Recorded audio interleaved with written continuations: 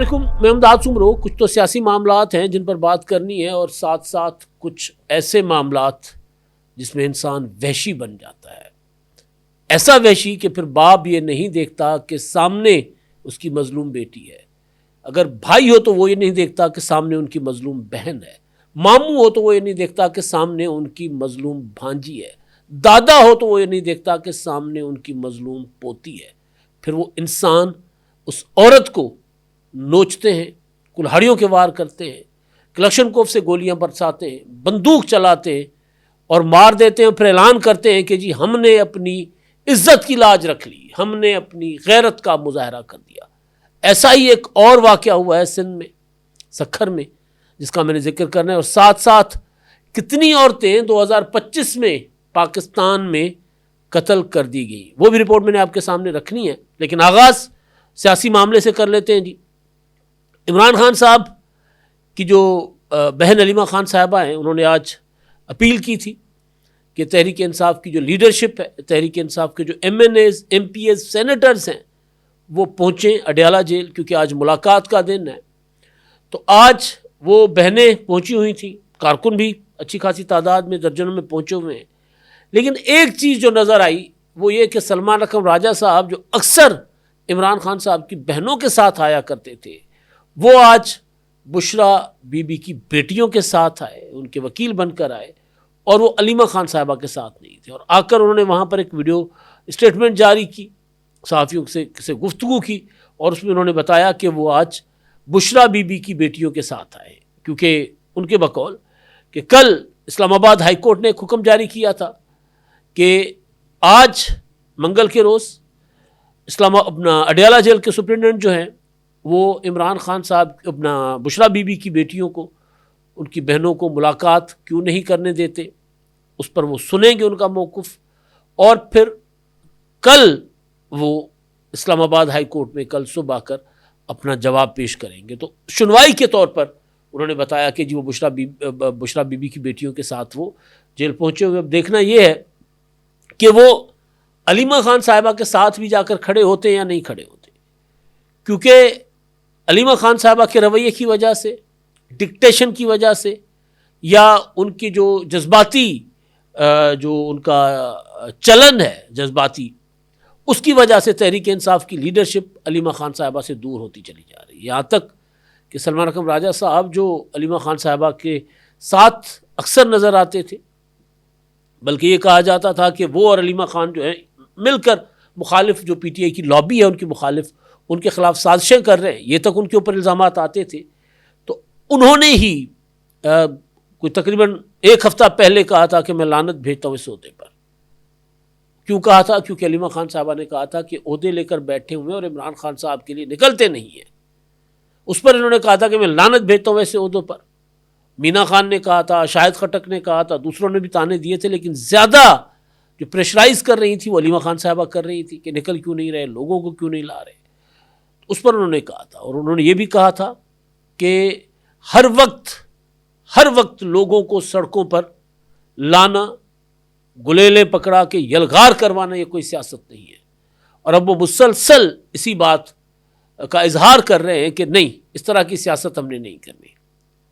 शायद इस वजह से दूरी हो गई हो, इस वजह से वो आज अलीमा खान साहबा के साथ नज़र नहीं आए। हो सकता है कि वो जो अदालत के अहकामात के ऊपर बुशरा बीबी की बेटियों के साथ वो पहुँचे हुए थे, तो उसके बाद अलीमा खान साहबा के साथ खड़े हो जाएं। लेकिन बहरहाल ये है कि नाराज़गी है।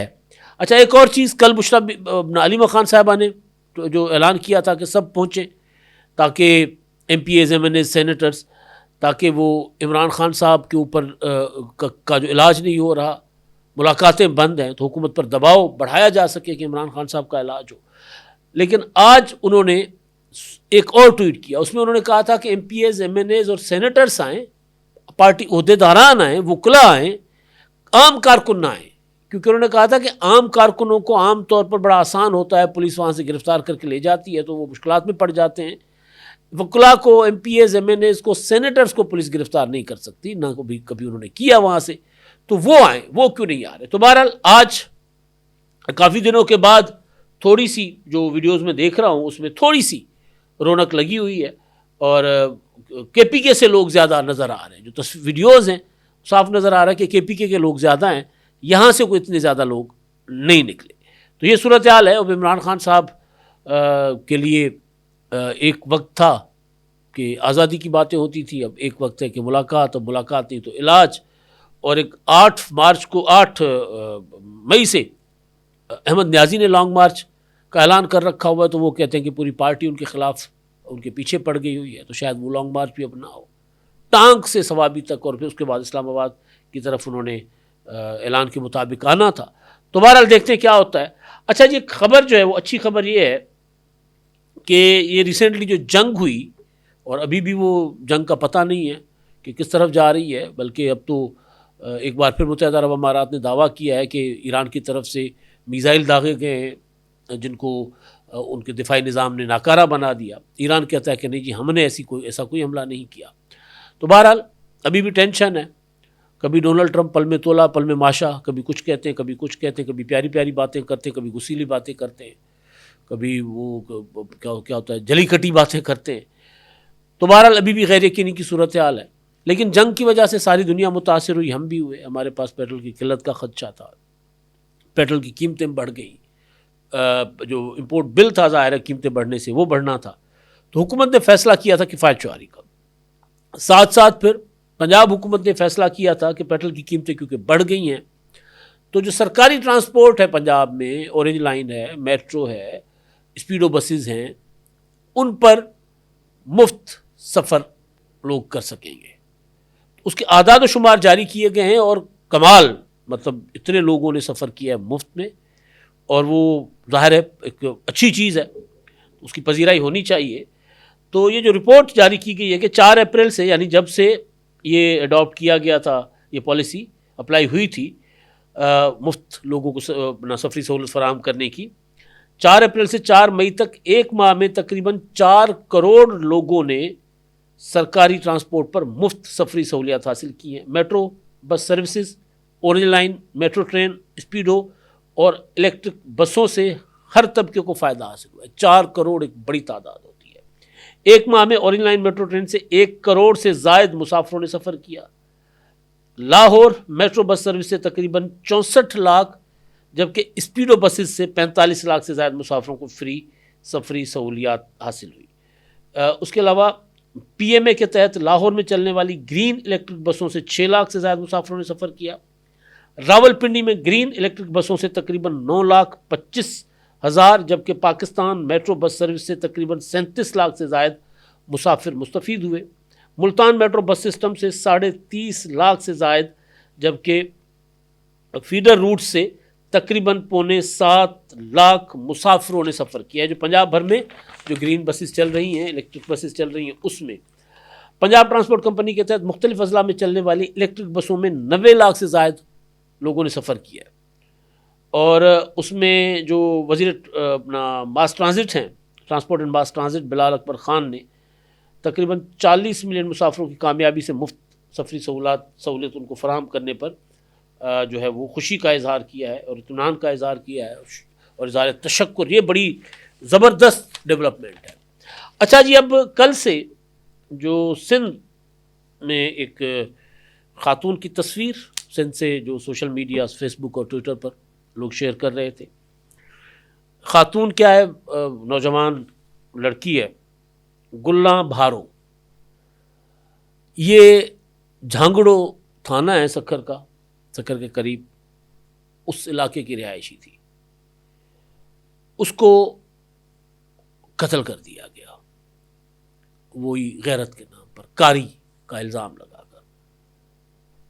उससे कुछ दिन पहले मैंने आपको बताया था कि खैरपुर में खालिदा चांडी को कत्ल कर दिया गया था। लाड़काना में शाहिदा और नगमा जत्तोई माँ बेटी थी, उनको रिश्ता ना देने पर कत्ल कर दिया गया था। इसी तरह एक हाला में एक बच्ची कत्ल हुई थी। यहाँ पर पंजाब में भी इस तरह के वाक़यात, बलूचिस्तान में वाक़यात सुनने को मिलते हैं। सिंध का फ़र्क ये है कि सिंध की जो सिविल सोसाइटी है, वहाँ के जो लोग हैं, वो उस इशू को उठाते हैं। और मैं देख रहा था कि जी वो उस खातून की तस्वीर और फिर उसकी कहानी लोग लिख रहे थे। तो मैंने कुछ दोस्त जिनसे पता किया, जो जर्नलिस्ट हैं, उनसे पूछा कि जी ये क्या वाक़या है। तो हुआ ये कि जी ये खातून जो है, इनके शोहर सिकीलधू भारो, वो इन पर तशद्दुद करता था, वो वैशी आदमी। तो तशद्दुद से बचने के लिए उसने आकर थाने में पनाह ले ली 18 अप्रैल को। 18 अप्रैल को थाने में पनाह ले ली। उसके बाद इसका मामला जो अदालत में गया, सखर की अदालत में, तो लड़की ने अदालत में बयान दिया कि जी मुझे ये मार देंगे, मुझे आप दारुल अमान भेज दें। अदालत ने कहा ठीक है। बाप ने अपनी पगड़ी उतार कर बेटी के कदमों में रख दी। बाप का नाम मैं देखता हूँ क्या है, मोहम्मद यूसुफ शायद बाप का नाम है, इमदाद बाप का नाम है, इमदाद भारो। पगड़ी उतार कर बेटी के कदमों में रखती कि देखो बेटी, मेरी इज्जत की खातिर मैं तुम्हें कुछ नहीं कहूँगा, ये करूँगा वो करूँगा। लड़की को फिर भी बाप पर रहम आ गया, जिसके दिल में कत्ल की साजिश का मंसूबा था और लड़की को पता था। लड़की ने क्या किया, अदालत में अपना कहा कि जी मुझे जाने दे वालिदैन के साथ, मैं जाना चाहती हूँ। और फिर सहाफ़ियों को जाते जाते बताया कि मुझे पता है कि मुझे मार देंगे, लेकिन जब बाप ने कदमों में अपनी पगड़ी रख दी तो चलो कोई बात नहीं, बाप की इज्जत अगर इसमें है कि वो मुझे जाकर मार दे तो मैं साथ जा रही हूँ, मुझे पता है मुझे मार देंगे। और यही हुआ। 4 अप्रैल की FIR है भारो अपना झांगुड़ो थाने की, जिसमें बताया गया कि जनाब लड़की का बाप, लड़की के मामू, लड़की का शोहर, उसके रिश्तेदार, वहशी दरिंदे 10-15, उन्होंने मिलकर, किसी के हाथ में कुल्हाड़ी है, किसी के हाथ में बंदूक है, किसी के हाथ में क्लाशनकोफ है, लड़की को कत्ल कर दिया। और जो लेकर गए हैं दारुल अदालत से लेकर गए हैं ये कहकर के लड़की को कुछ नहीं होगा। और वो वीडियो है कि वो बाप जो है कदमों में अपनी पगड़ी, अजरक की पगड़ी जो रख रहा है उसकी बेटी के, और बेटी बाप पर प्यार आ जाता है ना, बेटी तो बेटी होती है कि चलो यार अगर मार भी देगा तो बाप ही है ना, लेकिन बाप को कोई रहम नहीं आया। वहशी दरिंदे उन्होंने उसको कत्ल कर दिया। कुछ गिरफ्तार हुए, कुछ नहीं हुए। मेरे सामने HRCP की रिपोर्ट है, उसमें ज़ाहिर पाकिस्तान में इंसानी हुकूक के हवाले से काफ़ी सारी चीज़ें हैं, लेकिन ख़वातीन बड़ा आसान टारगेट है। आजकल सोशल मीडिया पर कुछ तंग नज़र लोग एक बार फिर ख़वातीन के पीछे पड़े हुए हैं, तो उस पर मैंने एक व्लॉग किया था, दोबारा कर लूँगा किसी टाइम। अच्छा जी, उस रिपोर्ट के मुताबिक जो वाक़यात हुए हैं पाकिस्तान भर में, ख़वातीन एक साल में 2025 में ख़वातीन को घरेलू तशद्दुद और दूसरे तरह के तशद्दुद, तो उसमें पाकिस्तान 148 ममालिक में से 145वें नंबर पर है, सिर्फ 3 दर्जे नीचे है, सिर्फ 3 दर्जे। सिनफी तशद्दुद के वाक़यात में एक साल में 25% इजाफा हुआ। घरेलू तशद्दुद के वाक़यात में जो है उसमें 1332 ख़वातीन को कत्ल कर दिया गया। रेप के 3815 मुकदमात सामने आए। ख़वातीन की साइबर हिरासगी के 2558 वाक़यात हुए, जबकि 470 ख़वातीन को गैरत के नाम पर कत्ल किया गया। 470 ख़वातीन, यानी रोज़ाना पाकिस्तान में तकरीबन 1-1.5 औरत जो है वो कत्ल होती है। और फिर आप आए रोज़ आजकल तो, क्योंकि हर किसी ने CCTV फुटेज लगा दी हैं। वो एक हमारा वज़ीर आज़म था इमरान खान, वो कहता है कि अगर ख़वातीन छोटे कपड़े पहनेंगी तो मर्द रोबोट तो नहीं होते। ज़ैनब का कत्ल जब हुआ था, मासूम बच्ची का कत्ल हुआ था, जब रेप करके उसको कत्ल कर दिया गया था, तो वो ये फरमान था उनका। वीडियोज आती हैं कि वो ख़वातीन मुकम्मल बुरखे में मलबूस, पाँव तक उनके नज़र नहीं आ रहे होते, हाथ तक नज़र नहीं आ रहे होते, बेचारी मजबूरी की आलम में कोई सब्ज़ी खरीदने जाती हैं, कोई मुलाजमत करने जाती हैं, किसी भी मजबूरी से घर से निकलती हैं, अपने आप को मुकम्मल ओढ़ कर। उन ख़वातीन के साथ कितनी वहशियाना हरकतें होती हैं, फुटेजेस बताती हैं। और फिर वो लोग कहते हैं कि जी जिम ज्वाइन नहीं होना चाहिए, नहीं होना चाहिए। मतलब अजीब किस्म की सोच और अप्रोच है। ये बेसिकली आगाज़ यहीं से होता है। ये जो खातून को कत्ल करने का अख्तियार है ना, जो मर्द समझता है कि मेरे पास है, उसका आगाज़ इसी सोच से होता है कि खातून को हम अपनी मर्जी से, औरत को, अपनी बेटी को, अपनी बहन को अपनी मर्जी से हम जिंदगी जीने देंगे, उसकी मर्जी से नहीं, जो मैं चाहूंगा वो करेगी। तो फिर वो मिल्कियत बन जाती है। आप जानवर पालते हैं ना, गाय, भैंस, बकरी, वो पालते हैं, तो कभी भी ये नहीं होता कि जो पाले हुए जानवर जो आपने घर में रखे होते हैं उनको ज़बह करें। इनको जानवरों से भी ज्यादा, पालतू जानवरों से भी ज्यादा औरतों को इसलिए समझा जाता है कि हम उनको अपनी प्रॉपर्टी समझते हैं।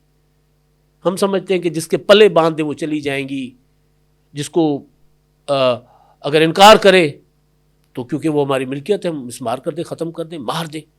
यहां से सोच का, इसलिए मैं अक्सर कुड़ रहा होता हूँ, बातें कर रहा होता हूँ आपके साथ, कि जो सोच होती है ना कि जी ये खवातीन क्यों बाहर फिर रही हैं, पर्दा क्यों नहीं कर रही, भाई जो कर रही हैं वो करें, जो नहीं करना चाहती ना करें।